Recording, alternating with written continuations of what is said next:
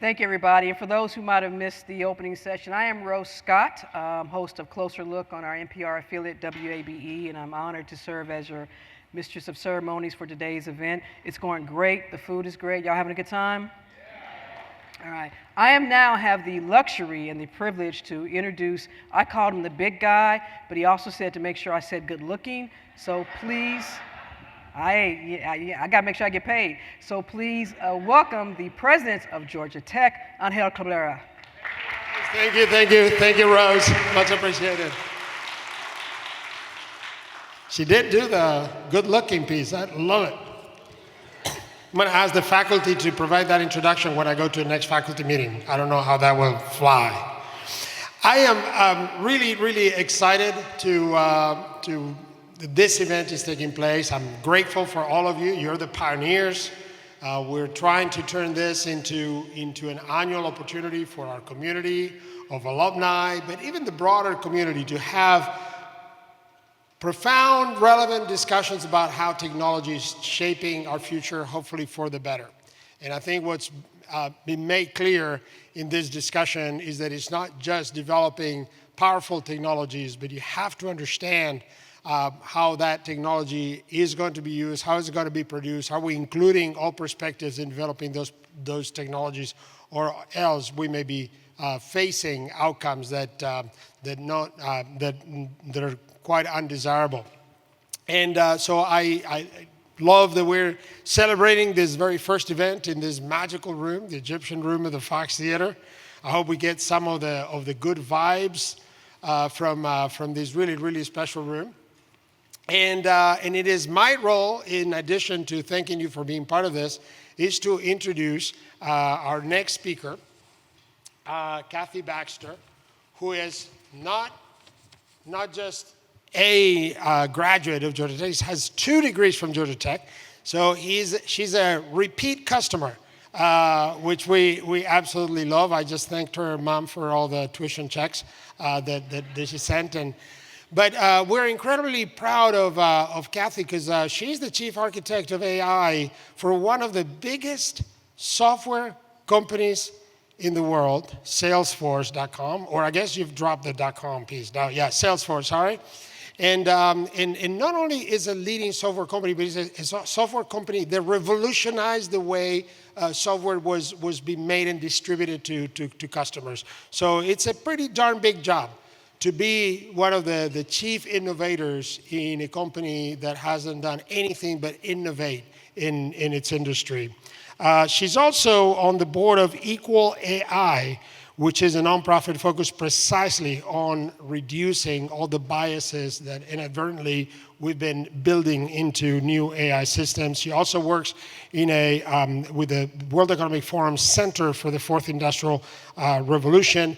And before joining Salesforce, she worked at Google, eBay, and Oracle. I think it's fair to say that no one can give us a better perspective of how AI can and should transform our industry than she can. But before, we have a special video for you.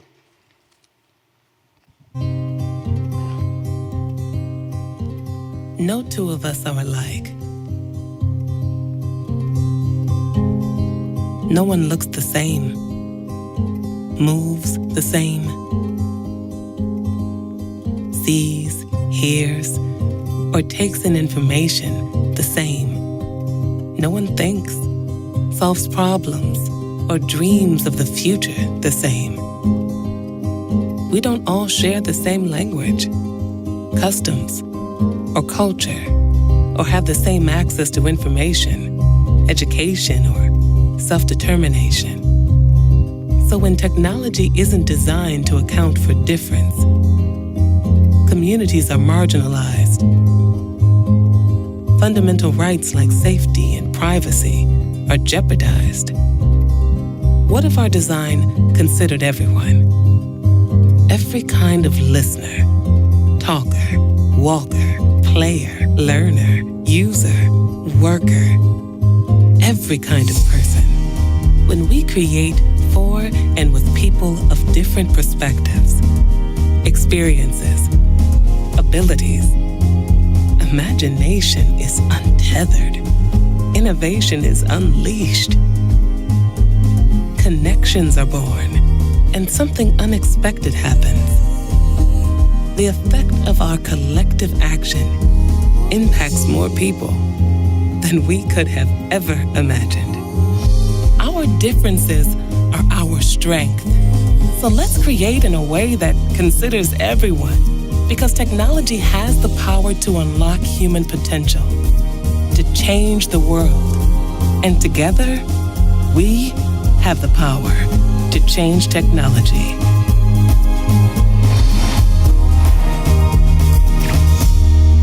Ladies and gentlemen, directly from San Francisco, great Kathy Baxter. Thank you. Okay.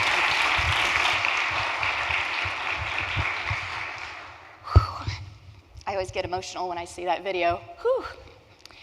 So, thank you all so much. What I want to share with you today, sorry, my voice is still breaking. What I want to share with you today is the culture of Salesforce, and that begins with a culture of gratitude. At the beginning of all of our talks, every time we give a presentation or a talk, we begin by saying thank you. Usually it's a thank you to our customers, but in this case, I would like to say a huge thank you to Georgia Tech, to the president, to Avant South, for inviting me here today, giving me the opportunity to share with you the work that I have been doing personally and Salesforce has been doing these last several years. And so just want to give a big thank you. There we go. So 25 years ago, Salesforce was founded. Mark Benioff and Parker Harris began the company with these core values. These are our North Star. Everything that we do, at the beginning of every year when we are creating our objectives, we have to bring them back to these core values. How do these tie together? How do we ensure that we are putting trust at the forefront of everything that we do? That means creating technology that our customers can rely upon, that it's secure, it's ethical, that it is going to help them succeed, which leads to our second value of customer success. We believe that our customer success is our success. We are not monetized by selling our customers' data. Your data is not our product.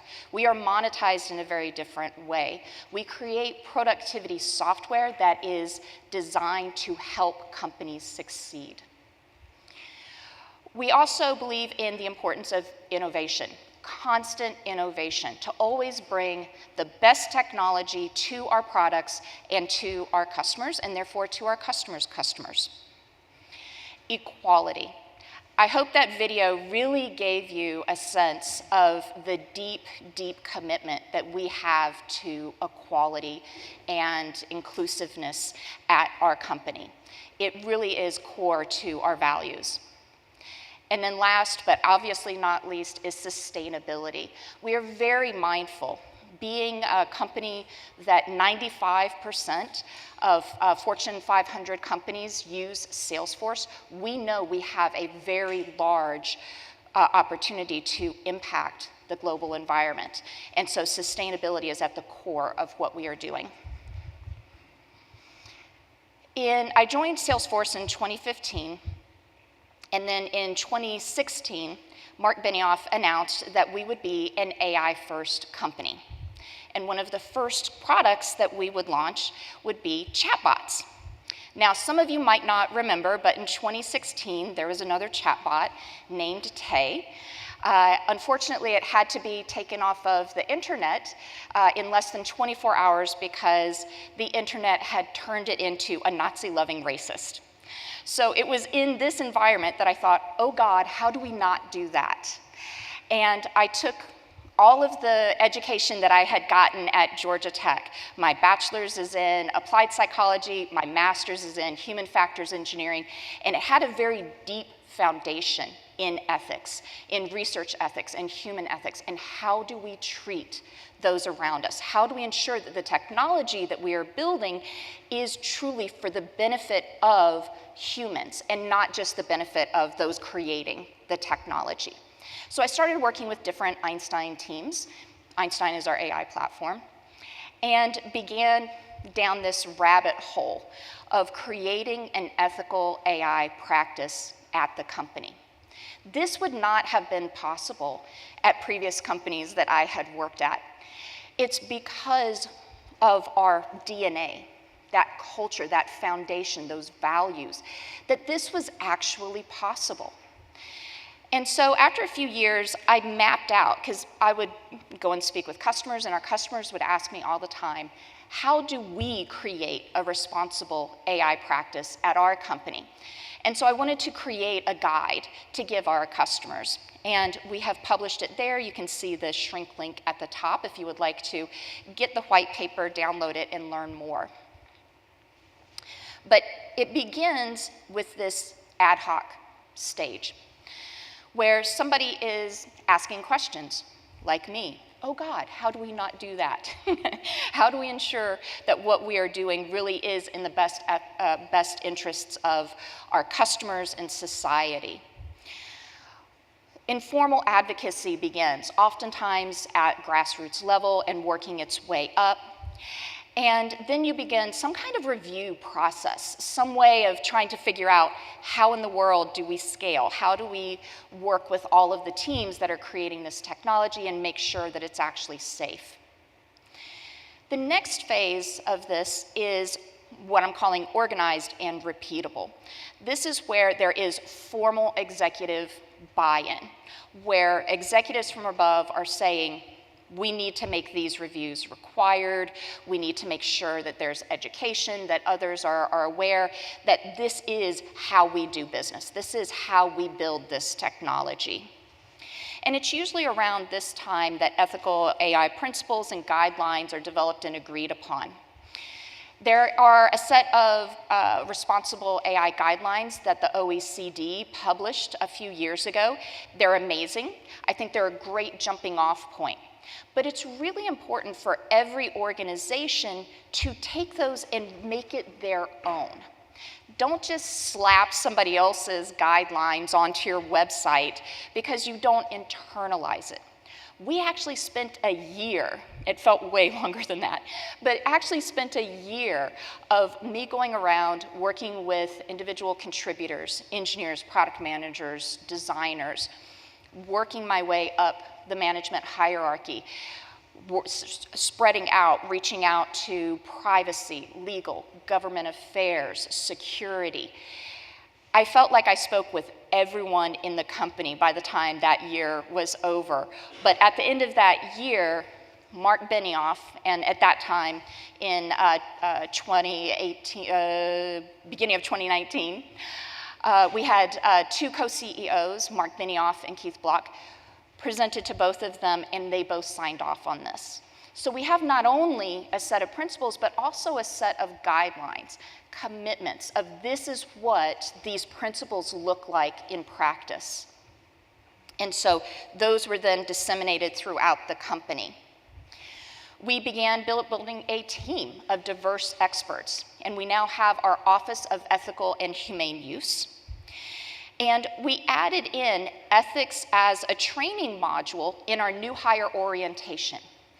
And every new hire employee is told that ethics should be treated in the same way as security.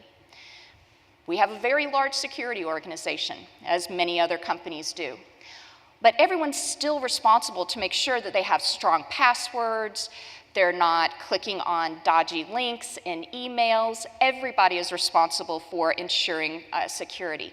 Similarly, everyone is responsible for thinking about the ethics of what they are doing. Everyone needs to be asking not just can we do this, but should we do this? That's the only way that it can succeed.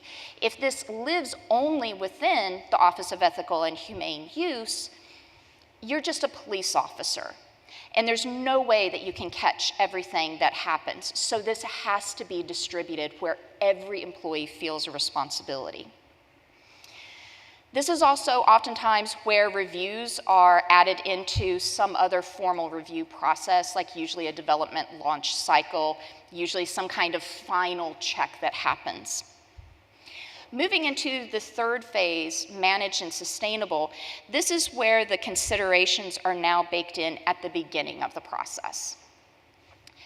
It usually happens when there are some reviews where you come in at the very end, 5 hot minutes before the product is launched, and something serious is found, and then there is that scramble. Then there is that moment of, do we launch or do we not launch?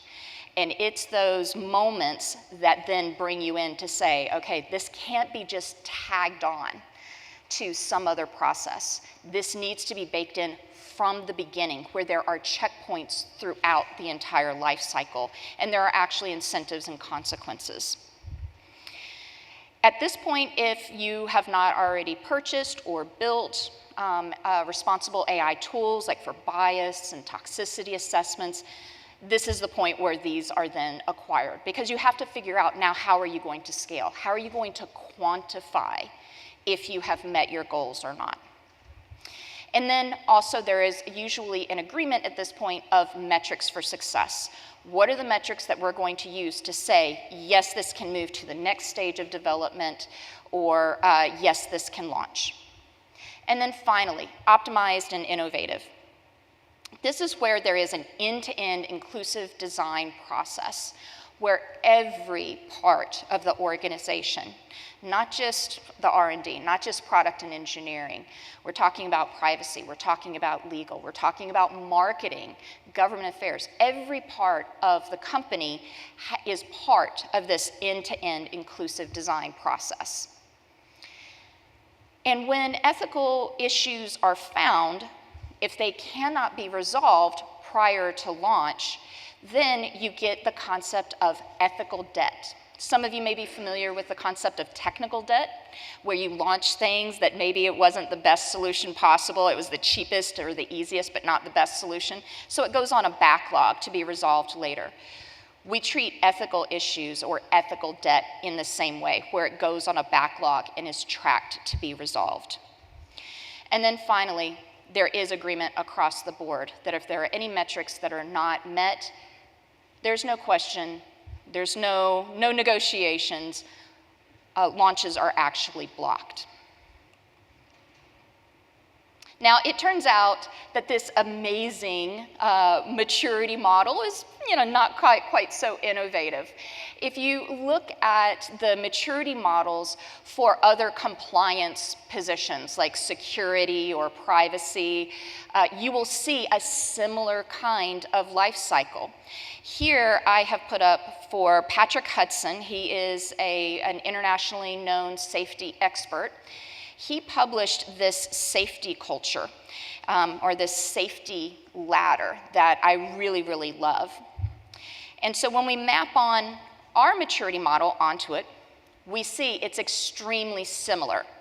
Now, I skipped the phase of pathological. I have to say, there was never a time at Salesforce where any of the executives were like, who cares as long as we don't get caught? So jumping into our ad hoc phase, or here he has reactive, where safety is important, and we respond anytime there is an accident. But then the next stage of calculative, we have systems in place. So that's the organized and repeatable. You have all of your systems and processes in place so that you can scale. Moving into proactive, we work on the problems that we find. This is where you've got the tools and you have all of the processes, and you are proactively going out and looking for them. And then the final phase of generative. Safety is just how business is done around here. There is no question. There is no other way of working. Patrick identified a number of aspects of what creates or what is required for a safety culture. And I would argue that these are the same aspects that are required for an ethical culture. First and foremost, leadership. You've got to have leaders that are not afraid to do the right thing, even when it's difficult and no one else is doing it. There is no way that we would have been able to build this entire responsible AI process if it didn't come from Mark Benioff and our executives all the way down, if it didn't trickle throughout the entire company. There must be respect. Individuals need to be respected as well as the dangers that we face. I think many of us can probably think of companies that are working in warehouse or other jobs, other kind of gig positions where they're not necessarily treated with respect. The dangers that they face are not necessarily respected. Experts internally are listened to even when they're low in the hierarchy. If you have to have a certain level of title in order to be heard, in order for your opinion to matter, it's not going to be successful. When that individual tries to pull that and-on cord and say, wait, something is wrong here, we shouldn't be doing this, every single voice needs to be heard, regardless of where they are in the company hierarchy. Managers need to know what's really going on in the company because employees need to feel safe. They need to have that psychological safety. They need to have that job safety to raise those issues, to pull that and-on cord and say, wait, something is going on, and managers are not necessarily surprised. They know what's going on in the company. There must be a mindfulness where everyone is always wary. There isn't this hubris of, we got this. We're done, we're good, we don't have to worry about these things. There's always a wariness that something can go wrong. There needs to be an aspect of justice and fairness so that there's very clear lines between what is acceptable and unacceptable. And that everyone is aware of these, everyone agrees upon these, and they're applied equally to everyone. There aren't certain groups or certain individuals that have a different set of rules that they're playing by compared to everybody else. And then finally, there has to be a culture of learning. Everyone is willing to adapt. There is never this mindset of, but that's the way it's always been done. But that's just how things are done here. But that's what the process says. That's what the SOPs say that we should do. Everyone is willing to adapt. Everyone learns, and critical sacrifices are made when necessary. So, how are we approaching this at Salesforce? There are 3 key components that I'm going to share with you. The first are responsible processes.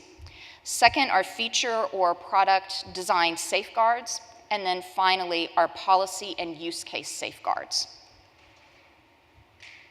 This is the NIST, or an image from the NIST AI risk management framework. I'm very proud to say that for the past year, I am a visiting AI fellow at NIST.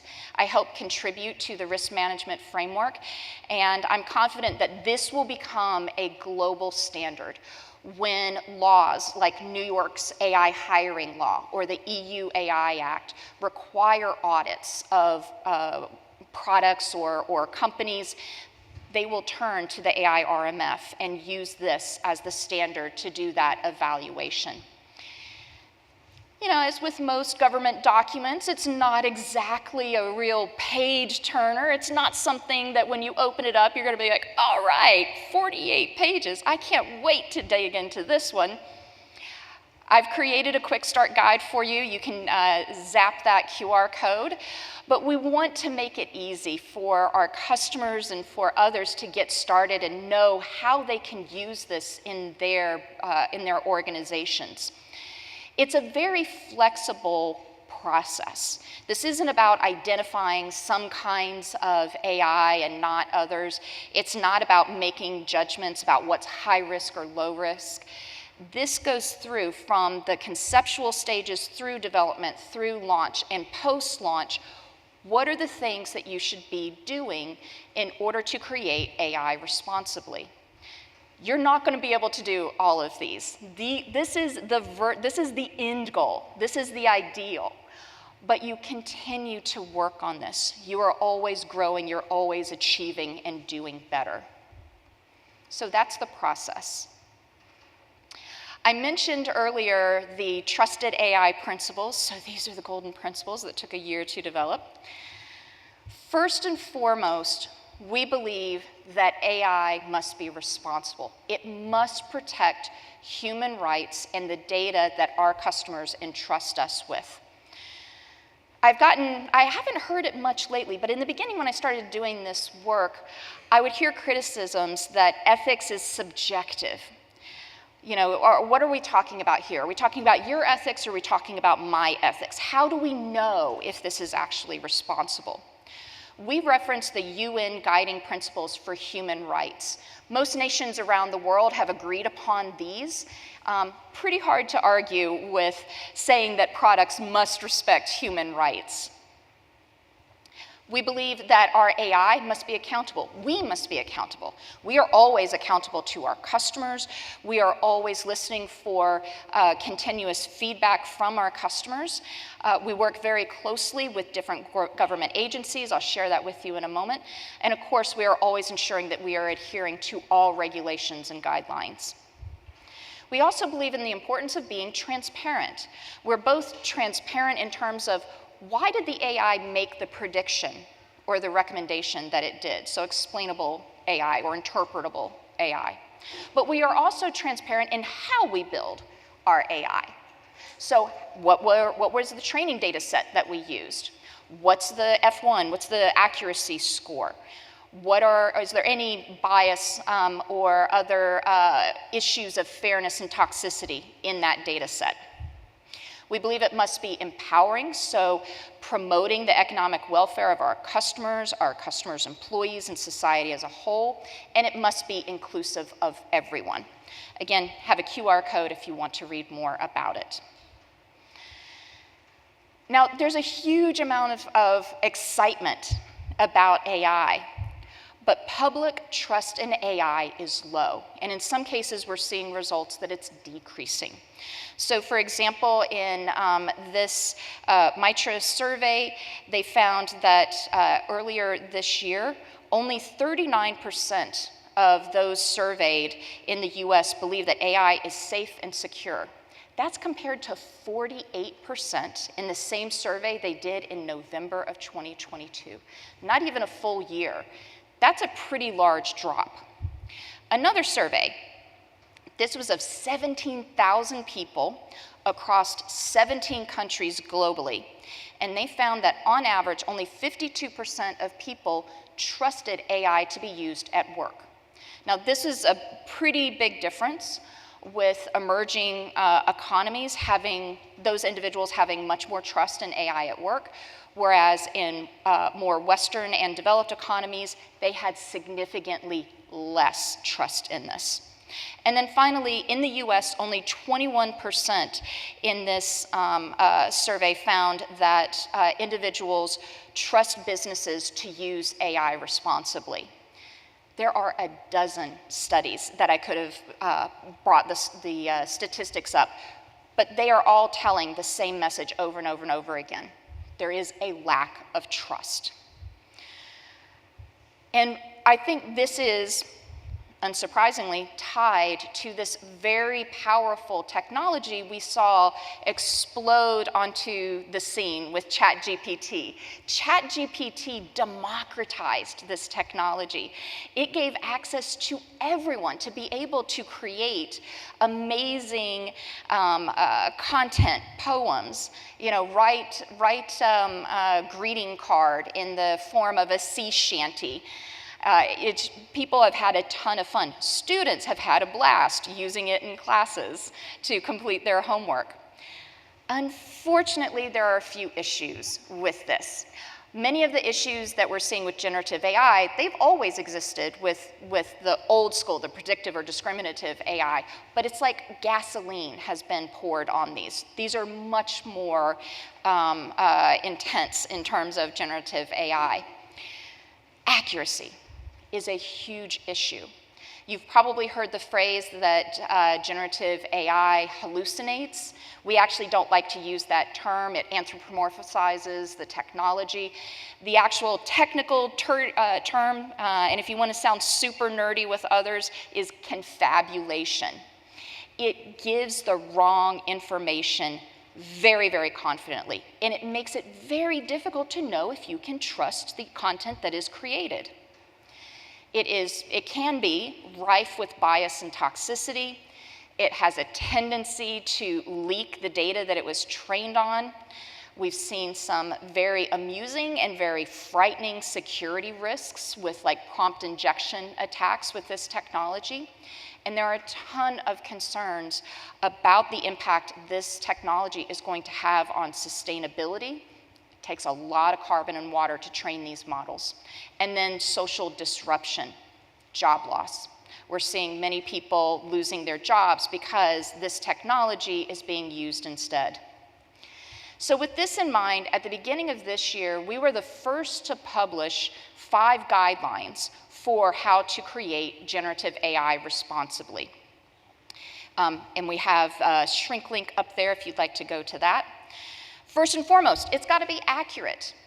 We have to ensure that we are giving answers that our customers can trust, and therefore they can use that when engaging with their customers, and they can trust it. It has to be safe, so mitigating bias, toxicity, and other harmful content, protecting personally identifying or other sensitive information that may exist in the data set. Being honest. I mentioned earlier, your data is not our product. We do not scrape the web of all kinds of copyrighted content in order to train our models. We use our customers' data, but only with their consent. We ensure that we are giving our customers the tools to use this technology safely, so we are empowering them to use it responsibly. And then finally, in terms of sustainability, we're not trying to create the largest models out there. We create what we call right-sized models. We create models that are more specific to the task at hand. For example, we have one model that generates Apex code. Not all kinds of coding language, only Apex. By creating smaller, more focused models, we're creating more accurate models with less chance of bias, toxicity, confabulations, and as a result, these smaller models are more sustainable. If you would like to read a detailed article, we published in the Harvard Business Review, and we give a lot more details about how we're actually implementing this in practice. And then finally, policy. Last month, we published an updated acceptable use policy. Our acceptable use policy in terms of AI has always been very clear. We made a decision from the very beginning we would never do biometric identification or surveillance. So we put that into our acceptable use policy. You can't do facial recognition. You can't predict sensitive categories of information using our AI. For example, age, race, gender, criminal convictions, sexual orientation. Now with generative AI, we added a few additional ones. You cannot use generative AI on our platform for legal, medical, or financial advice. Can't develop weapons with it. You can't, when dealing with autonomous AI like chatbots, you must disclose that the individual is interacting with a bot. You can't pretend that it's a human. You cannot use this to make automated decisions with legal or similarly significant impact. Those of you that are familiar with GDPR may recognize that wording. You need to have a human in the loop that's using that content to make the recommendation. And finally, you cannot use our generative AI to create adult or exploitive content. If you would like to see the exact wording of the AUP, we have it here. All right. I'm not going to go into details on this. I gave an entire talk a couple of weeks ago at Dreamforce, our annual customer conference, on our trust layer.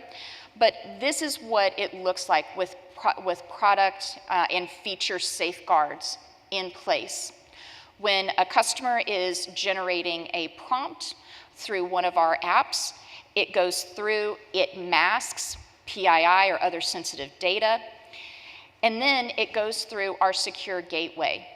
So when our customers are sending their data from their Salesforce instance into OpenAI, Anthropic, Cohere, any third-party model, the prompt is, an output is generated and it leaves. The third-party model sees nothing. It keeps nothing.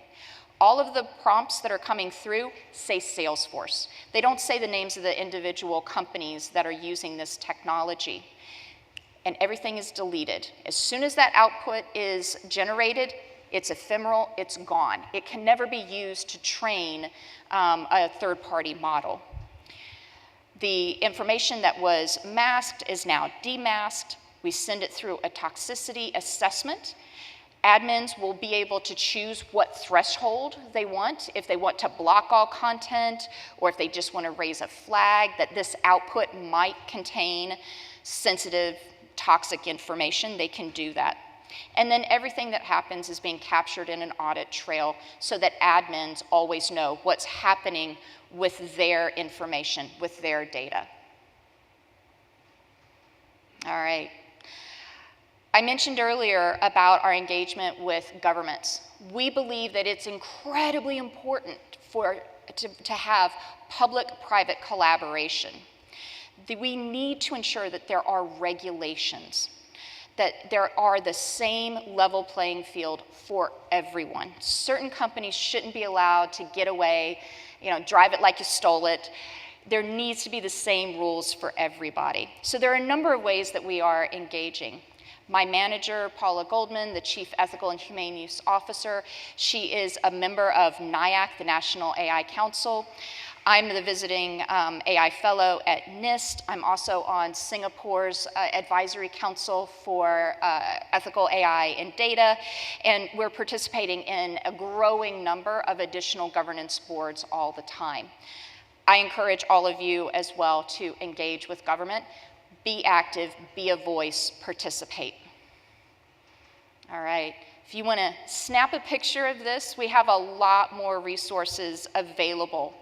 Trailhead is our free online learning platform. We have a ton of modules about AI, generative AI, prompt engineering. You can learn how to be a prompt engineer. And of course, we have those that are dedicated to creating AI responsibly. We have an entire blog on trusted AI, so you can check out our posts there. And we have a website called Intentional Innovation at Salesforce. It's not limited just to AI, it's about all of the responsible development of technology that we do, including resources for methodologies that you can use in your organizations. And I mentioned that we had an entire talk just on the trust layer at Dreamforce, and you can check out the Best of Dreamforce if you want to learn more about what Salesforce does and our products. All right, thank you very much. I think we have a few minutes for questions.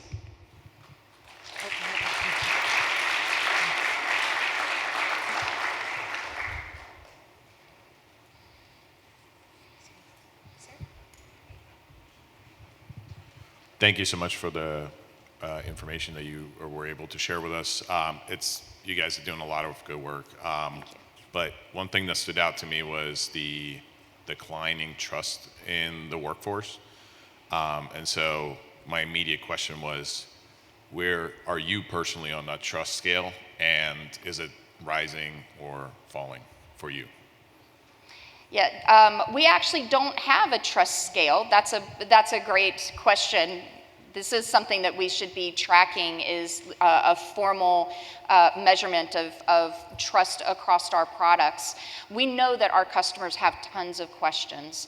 It's one thing to use this in a consumer use case, but it's another when you're making business-specific decisions. You're trying to have the generative AI create sales emails or marketing campaign emails or answering customer service questions or helping your developers write code. You've got to ensure that the content being created is safe and secure. And so at least once a week, I'm asked to meet with customers and explain that trust layer. What's the ethics work that we are doing? How can they be confident that the technology they are using is going to help them succeed, that it is safe for their business?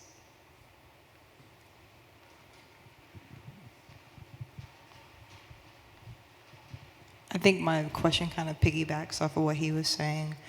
Are you seeing that is the increase in trust in AI due to its impact on the workforce? Yeah, there was one that was specific to AI in the workforce, and there's a lot of concern that was expressed in that one in particular of people worrying about losing their jobs, that the AI is going to come in, it's going to automate the work that they're doing, or they're going to be in a position that they're going to have to start using this technology in their job, and they don't have the skills, they don't know how to do it. Prompt engineering is a new skill that everyone is going to have to learn to incorporate into their jobs, just like way back in the day when we all had to figure out how to write queries to do really good Google searches. People are going to have to learn how to do the same thing for prompt engineering. So in that particular survey, it was both in terms of concerns about job loss as well as having to use technology that they don't understand or are not sure how to use.